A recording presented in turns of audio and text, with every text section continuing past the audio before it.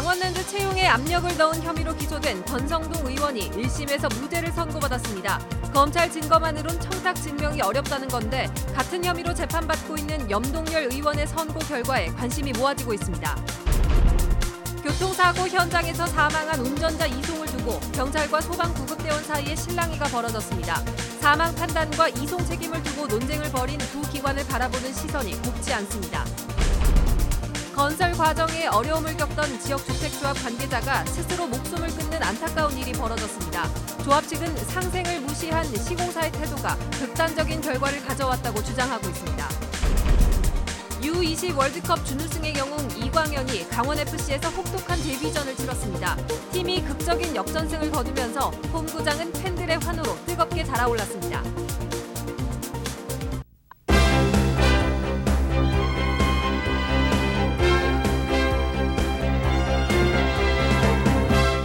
안녕하십니까? 뉴스데스크 원주입니다. 강원랜드 채용 비리에 관여한 혐의로 기소된 권성동 자유한국당 의원이 1심에서 무죄를 선고받았습니다. 최홍집 전 강원랜드 사장은 오늘 공판에 출석해 염동열 의원에게 채용 청탁 명단을 받았다고 증언했습니다. 홍한표 기자가 보도합니다.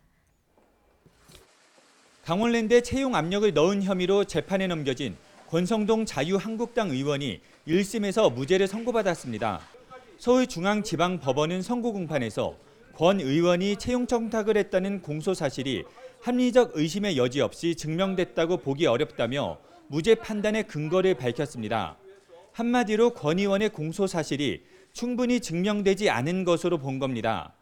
권 의원은 2012년 11월부터 이듬해 4월까지 강원랜드 교육생 선발 과정에서 10여 명을 채용시키기 위해 강원랜드에 압력을 행사한 혐의를 받았습니다. 또 자신의 고교 동창이자 선거를 도와준 김모 씨를 강원랜드 사회이사로 지명하도록 압력을 행사한 혐의도 받아왔습니다. 앞서 검찰은 지난달 13일 열린 결심 공판에서 권 의원에게 징역 3년을 구형했습니다. 권 의원은 선고 직후 정치 검찰에 의한 정치 탄압 행위가 용납돼선 안 된다고 검찰에 날을 세웠습니다. 권 의원이 1심 무죄 판결을 받음에 따라 같은 혐의로 재판을 받고 있는 염동열 의원의 1심 선고 결과에도 관심이 모아지고 있습니다. 서울중앙지법 형사합의 30부는 염동열 자유한국당 의원의 속행 공판을 진행했습니다. 최응집 전 강원랜드 사장은 법정에 증인으로 출석해 염 의원으로부터 채용 청탁자의 명단을 받은 것은 사실이라고 증언했지만 인사팀에 채용 지시를 했는지는 기억나지 않는다고 주장했습니다. MBC 뉴스 홍한표입니다. 원주에서 승용차가 강변으로 추락해서 운전자가 숨지는 사고가 발생했습니다. 그런데 이 사고 현장에서 사체 이송을 두고 경찰과 소방 구급대원 사이에 논쟁이 벌어졌습니다. 왜 이런 일이 벌어졌을까요? 조성식 기자입니다. 검은 승용차가 형체를 알아볼 수 없을 정도로 심하게 구겨졌습니다. 사고 충격으로 전봇대가 두 동강이 났습니다. 승용차가 전주를 들이받고 5m 아래 강변으로 떨어졌고 이 사고로 운전자 32살 김모 씨가 그 자리에서 숨졌습니다. 좌회전해가지고 가려다가 너무 가속이 돼가지고 절로 넘어간 것 같아요. 그런데 당시 현장에서는 사망한 운전자를 두고 출동한 경찰관과 소방 구급대원 사이에 실랑이가 벌어졌습니다. 경찰은 구조하자마자 병원으로 옮기지 않고 사고 운전자를 현장에 둔 것을 따져 물었습니다.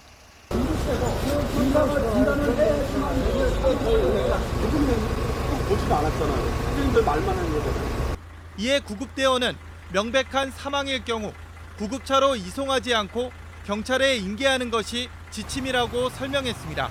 구급대원 현장으로 지침에는 시반 및 사고 강직이 있으면 현장 보존 및 경찰 인계를 하게 되어 있습니다. 통상 사망이 확실할 경우 경찰이 장의차를 불러 옮기기 마련인데 25분가량 옥신각신하다 결국 숨진 운전자는 소방 구급차로 병원에 이송됐습니다. 사망 판단과 이송 책임을 놓고 현장에서 논쟁을 벌인 두 기관을 바라보는 시선이 곱지 않지만 이런 혼란을 지울 수 있는 구체적인 제도 마련이 필요하다는 지적도 일고 있습니다. MBC 뉴스 조성식입니다.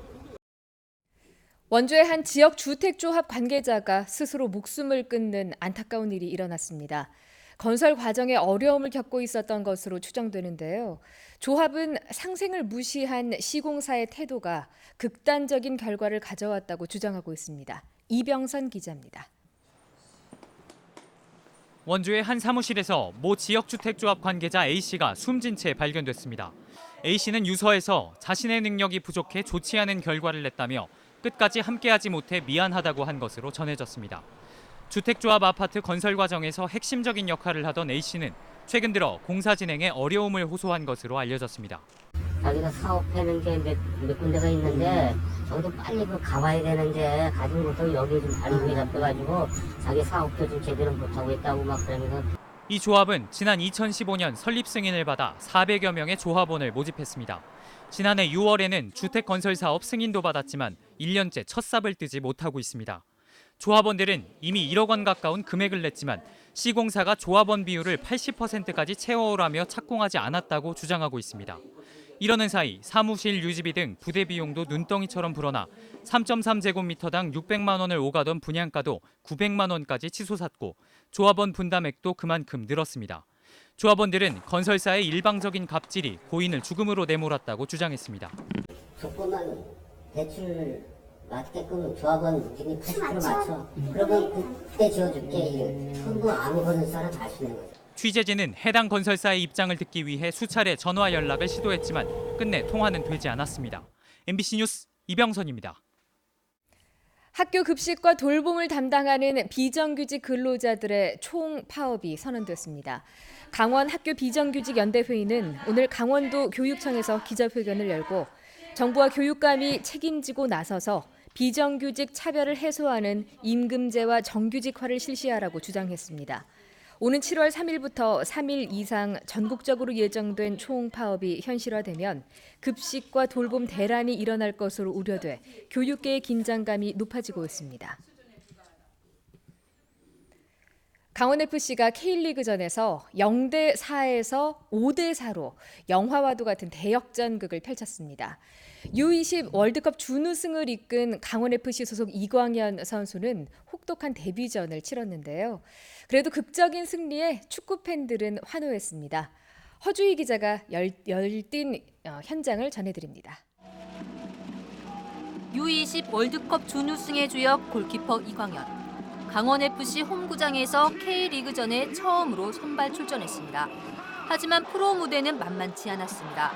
포항 스틸러스의 2실점을 허용하며 전반전을 마치자 선배 골키퍼 김호준이 다가와 격려해줍니다. 후반 25분까지 점수는 0대4. 그러나 조재환의 첫 골이 터진 뒤 상황이 달라졌습니다. 발렌티노스의 추가골로 2골 차로 따라붙더니 추가 시간 4분 동안 동점골과 역전골이 잇따라 터졌습니다. 조재환은 해트트릭을 기록했고 정조국의 헤딩슛으로 5대4의 영화 같은 대역전극이 펼쳐졌습니다.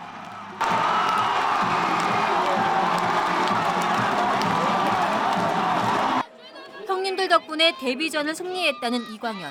U20 월드컵을 함께한 동갑내기 친구 이재익과 팬들 앞에 섰습니다. 치열했던 경기가 끝나고 팬 미팅회가 열리고 있습니다.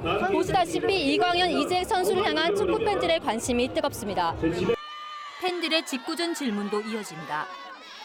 김경수 감독님이 좋아요. 정종영 감독님이 좋아요. 감독님 마음에 들어야 항상 경기를 뛰니까. 자,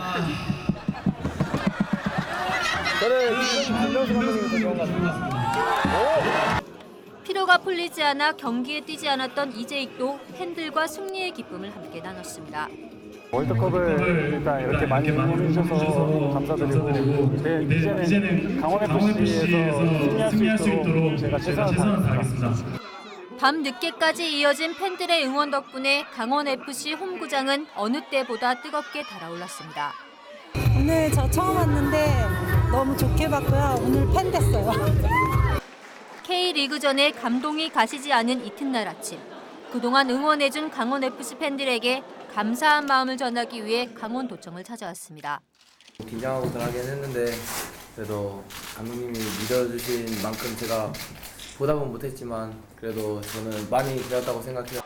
빛광현 골키퍼, 강원의 어린 왕자라는 별명을 얻은 이광현 EJ.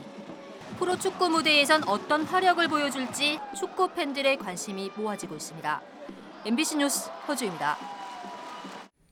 동해안 신안울에서 신가평 송전선로 건설 사업에 반대하는 횡성 지역의 주민들이 결사 반대 현수막을 내거는 등 단체 행동에 나섰습니다. 지난 2015년에 출범한 횡성군 송전 철탑 반대 대책위원회는 고전압 송전선로가 지나갈 것으로 예상되는 청일과 갑천, 공근 지역에 사회단체별로 73개의 반대 현수막을 걸고 지역 주민도 모르게 한전 송전선로 입지선정위원회를 구성해 밀실에서 졸속으로 추진한 데 대한 책임을 묻고 사업 취소를 촉구했습니다. 횡성에는 85개의 초고압 송전탑이 설치돼 20여 년간 재산가치 하락과 산사태, 농작물 등의 피해를 입어왔습니다.